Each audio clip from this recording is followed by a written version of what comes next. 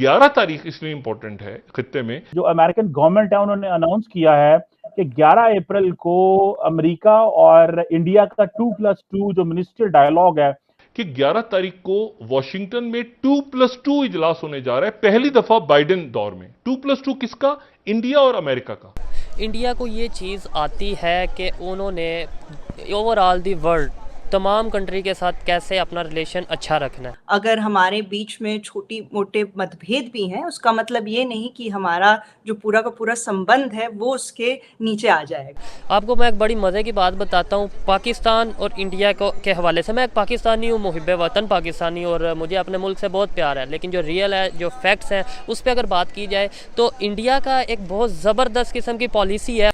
चाहे वो डिफेंस को ही आप देख लें, अभी सारी बातें हो रही हैं रशिया पे डिपेंडेंसी की और इन सब चीज़ों पे, लेकिन आप सिप्री की फिगर्स उठा के देख लें तो इंडिया ने तो एक्चुअली में कम किया है अपना रशिया से डिफेंस प्रोक्योरमेंट। और यहाँ रशिया डिस्कस हो रहा है, यहाँ वेपन्स डिस्कस होंगे, यहाँ पे ऑयल डिस्कस होगा, यहाँ पे ये इनकी बहुत ज़बरदस्त पॉलिसी है और शायद इसी पॉलिसी की वजह से वो हमारे से बहुत ज़्यादा आगे चला गया। ठीक है, मुझे लगता है कि भारत को भी अब देखना पड़ेगा कि आगे चलते हुए हमारा जो फ्यूचर है किसके साथ है। पाकिस्तान को भी चाहिए, पाकिस्तानी गवर्नमेंट को भी चाहिए कि वो उनकी पॉलिसीज़ जो अच्छी है यार, जो अच्छी चीज़ है उसको अडॉप्ट करने में कोई बुराई नहीं है, चाहे वो दुश्मन की भी हो।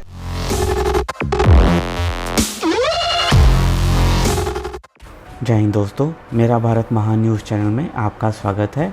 जैसे कि आपको मालूम ही होगा कि भारत और अमेरिका की 11 अप्रैल को 2+2 मीटिंग होने जा रही है, जिसमें हमारे मंत्री श्री एस जयशंकर जी और डिफेंस मिनिस्टर श्री राजनाथ सिंह जी अपने अमेरिका के मिनिस्टर से मिलेंगे, जिसे देखकर बिना प्राइम मिनिस्टर वाली कंट्री पाकिस्तान की मीडिया रो रही है कि भारत आगे से आगे बढ़ रहा है और पाकिस्तान यू टर्न मार के और पीछे जा रहा है।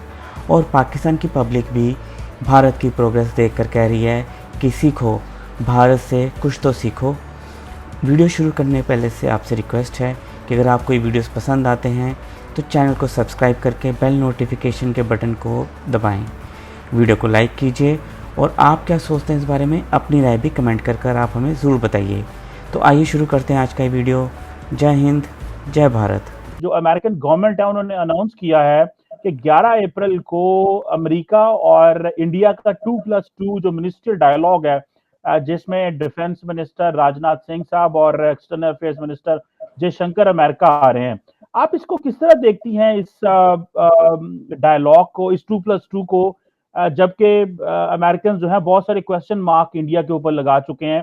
तो आप इस डायलॉग को किस तरह देख रही हैं? आपकी क्या अंडरस्टैंडिंग है इस वाले से?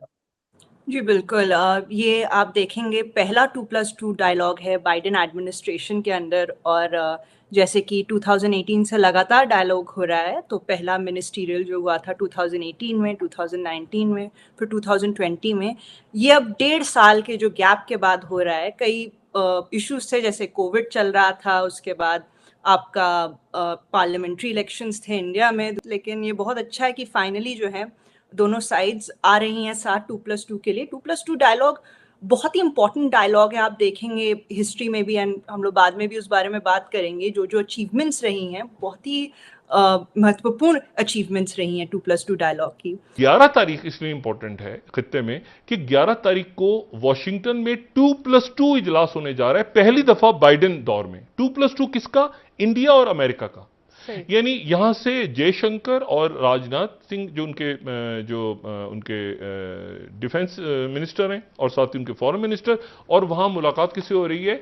ब्लिंकन से, और जो कि सेक्रेटरी स्टेट हैं, और उसके बाद ऑस्टिन लॉयड से जो कि सेक्रेटरी डिफेंस है।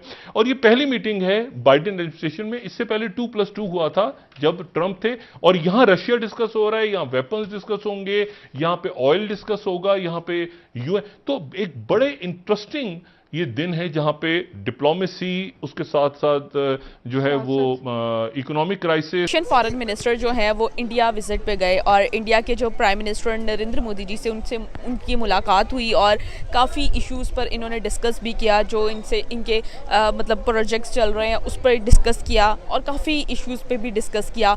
और जो रशिया के जो फॉरेन मिनिस्टर हैं उन्होंने थैंक्स भी किया इंडिया को कि उन्होंने जिस तरह यूनाइटेड नेशन सिक्योरिटी काउंसिल में अपना स्टांस रखा और बहुत न्यूट्रल रहकर उन्होंने सारा मामले को हैंडल किया। आप इस पूरे सिनेरियो को कैसे देखते हैं?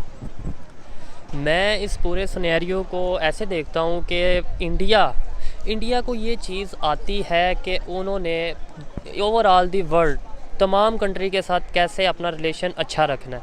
आपको मैं एक बड़ी मज़े की बात बताता हूँ। पाकिस्तान और इंडिया के हवाले से, मैं एक पाकिस्तानी हूँ, मुहिब वतन पाकिस्तानी, और मुझे अपने मुल्क से बहुत प्यार है, लेकिन जो रियल है, जो फैक्ट्स हैं, उस पर अगर बात की जाए तो इंडिया का एक बहुत ज़बरदस्त किस्म की पॉलिसी है। जहाँ तक इस डायलॉग की बात है, मेरे ख्याल में कई लोग कह रहे हैं कि जिस परिस्थिति में हो रहा है क्या हो पाएगा, कुछ अचीव भी कर पाएगा, लेकिन मेरे हिसाब से ये बहुत ही सही वक्त पर हो रहा है, क्योंकि इस वक्त जब आप देख रहे हैं कि कुछ तरीके की चीज़ें आ रही हैं, कमेंट्स आ रहे हैं कुछ लोगों से। वैसे तो मुझे लगता है कि जो अपर एचेलॉन्स ऑफ गवर्नमेंट में लोग हैं वो समझ रहे हैं इंडिया की पोजीशन को, इंडिया के इंडिपेंडेंट स्टांस को, लेकिन फिर भी जो थोड़ी बहुत बातें होती हैं ये सब स्पेशली वॉशिंगटन डीसी में, तो उस नज़रिए से मुझे लगता है ये बहुत अच्छी मैसेजिंग होगी कि जो भी हो जाए कुछ अगर हमारे बीच में छोटी मोटे मतभेद भी हैं, उसका मतलब ये नहीं कि हमारा जो पूरा का पूरा संबंध है वो उसके